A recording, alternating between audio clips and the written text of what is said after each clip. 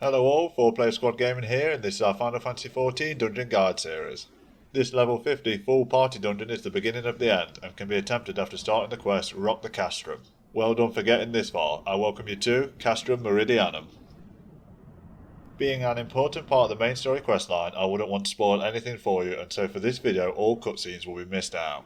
Whilst running Meridianum yourself, the cutscenes cannot be skipped and must be watched in their entirety. This is great for first time players, however not so good for players who have seen them numerous times. Because of the nature of this duty and the fact it often appears in the roulette, most parties aim to complete the run as fast as possible. I will explain the mechanics, however be prepared for party members to run ahead and trigger cutscenes early, and also be mindful that tanks may avoid numerous groups of adds to reduce the run time. Now all that is explained, let's get to it. Follow your objectives as normal, and in the first area collect all your adds and kill them. Be mindful not to collect too many and utilise the main and off tank. Meanwhile the searchlights in the area need to be switched off. Run further ahead and the first of many cutscenes will begin. It is worth mentioning that enmity is still generated when a cutscene is playing, so be mindful of the amount of adds you have left to kill when the cutscene ends. In an ideal world you could split the adds and kill them group by group, however because people want to speedrun this dungeon you are most likely going to have to kill large groups. Remember that these are the bad guys, so the more we kill the better. If you can darken the searchlights without being spotted, this will actually reduce the number of adds in the area, giving you another option. Keep progressing forward and you will shortly arrive at the first boss fight area. The first boss is the Black Eft. This is a tank and smackable boss with very few mechanics. Magitek Cannon is the only ability to be concerned about. Simply dodge the AoE as it can deal significant damage. Adds will spawn throughout the fight. It is recommended for the off tank to gain enmity and collect them up and allow the damage dealer to quickly burst them down. Keep damaging the Eft and after no time at all he will be out of your way. Head down the disposal chute in the corner of this area to progress further. After another cutscene, head up the ramp and head towards our next objective. We need to clear the adds in the area and darken another searchlight. We now need to obtain incendiaries which are dropped by the Vanguards. Be careful managing the adds in this area due to the small platforms and AoEs from the Vanguards and Reapers. Once you have the incendiaries, simply blow the pipes and head back up the ramp. A large gate is opened and the next boss is waiting for you. Boss number 2 is the Magitek Vanguard. The main tank should gain enmity and the off tank should be ready to gain enmity of the adds that spawn. The Vanguard is the main focus and damage should be prioritised to it. The damage dealer should avoid standing in front of the boss to avoid frontal cones and the frontal column.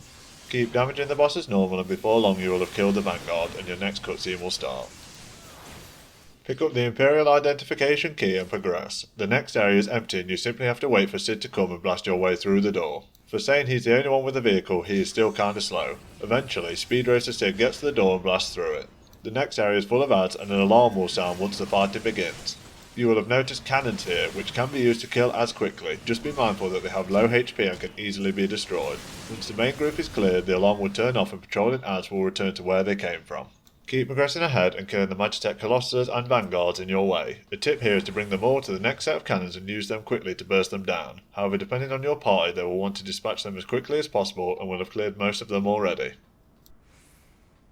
Enter the next boss fight area and wait for Sid to catch up, again, and after a short time the Magitek Colossus Rubricatus will spawn. The main tank should gain the enmity and keep the boss on the ramp. Also, the off tank should be prepared to collect the adds.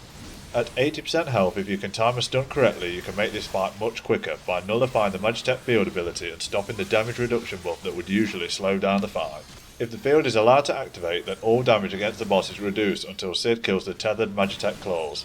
Make sure to dodge the AoE areas from exhaust and be mindful of Grand Sword which deals moderate damage. Keep the damage up and before long Rubricatus will be dispatched.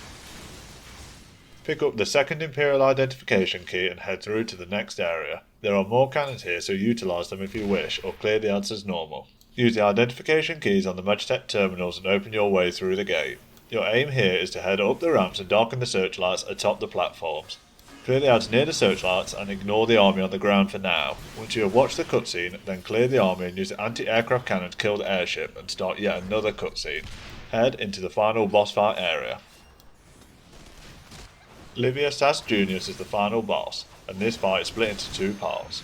The first part requires the party to use the cannons around the area to damage Sas Junius, once they have been loaded by the Magitek claws. Normal damage will not phase the boss, so the tank should keep the enmity and aim to keep her still. Once a cannon shoots Livia, her priority will change, so the tank needs to regain enmity. Any unoccupied party members should clear the adds that appear, and the only ability to be mindful of is the Magitek Cannon, a circular AoE that can cause moderate damage if caught within its radius. Keep loading the cannons and after 4 to 6 shots the first phase of the fight will be complete. Enjoy the cutscene and prepare for round 2. This time Livia doesn't have Magitek armor to protect her. Time to show the White Power Ranger who's boss.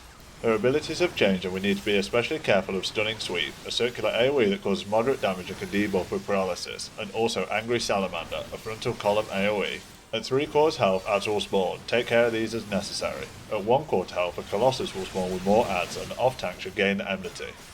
Make sure to keep mobile and dodge any AoE that is aimed your way and keep the damage up, and before long, Livia Sas Junius will fall. And there you have it, Castrum Meridianum is complete. I hope you enjoy the cutscenes on your run and you can prepare for the Praetorium next. As always, remember to commemorate the player you believe deserves it most. If you believe I've missed anything, or if there is anything you would like to see in my future videos, please comment below. We are 4Player Squad Gaming, thanks for watching.